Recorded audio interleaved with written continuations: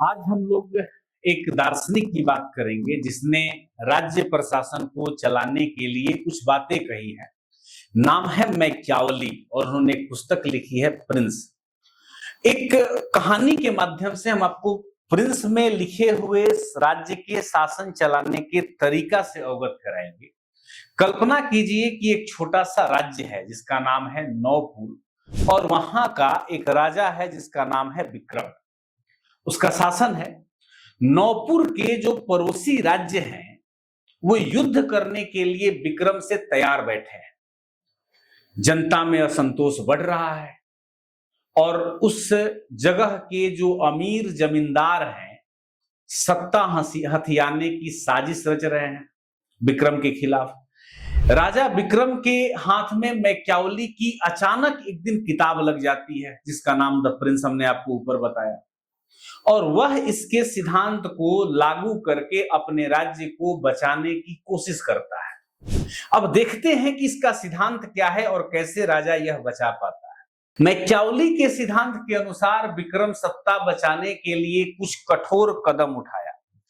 वह एक साजिशकर्ता जमींदार को बुलाया और काफी कठोर दंड दिया और उसकी जमीन जब्त कर ली ताकि बाकी जमींदार डर जाए।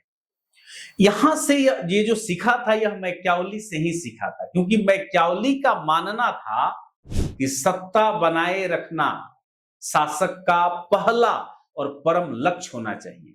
अगर सत्ता कमजोर हो तो राज्य अराजकता में डूब सकता है और विक्रम का कठोर यह कदम सत्ता को स्थिर रखने के लिए जरूरी था। भले ही यह क्रूर था लेकिन सत्ता के लिए जरूरी था। ये कौन कहता है? मैकियावेली का द प्रिंस। द प्रिंस में मैकियावेली कहते हैं कि शासक को शेर की तरह ताकतवर और लोमड़ी की तरह चालाक होना चाहिए। सिसेर बोर्जिया ने अपने विरोधियों को इसी विचार को अपनाकर दंड देकर इटली में सत्ता बनाए रखी थी। एक और विचार जिसे हम यथार्थवादी सिद्धांत प्रिंस का कहते हैं, जो प्रिंस में लिखा हुआ है मैकियावेली का, विक्रम सपना देखता है कि वह एक ऐसा राज्य बनाएगा जो कोई युद्ध नहीं करेगा और सभी लोग उसमें खुश रहेंगे। लेकिन मैकियावेली की किताब पढ़कर उसे समझ में आता है कि लोगों का स्वाभाविक रूप ही स्वार्थी होता है। वह देखता है कि जमींदार और जनता सिर्फ अपने फायदे के लिए उसका समर्थन करते हैं, इसलिए वह आदर्शवादी सपने को छोड़कर वास्तविकता के आधार पर फैसला लेता है। वह जनता को कर में छूट देता है लेकिन साथ में अपनी सेना भी मजबूत करता है। अर्थात ये है मतलब कि मैकियावेली का यथार्थवाद कहता है कि शासक को दुनिया को जैसी हो वैसी ही देखना चाहिए। लोग वफादार नहीं होते, इसलिए शासक को उनकी कमजोरियों का फायदा उठाना चाहिए। विक्रम का कर में छूट देना और सेना को मजबूत करना यह एक यथार्थवादी कदम है।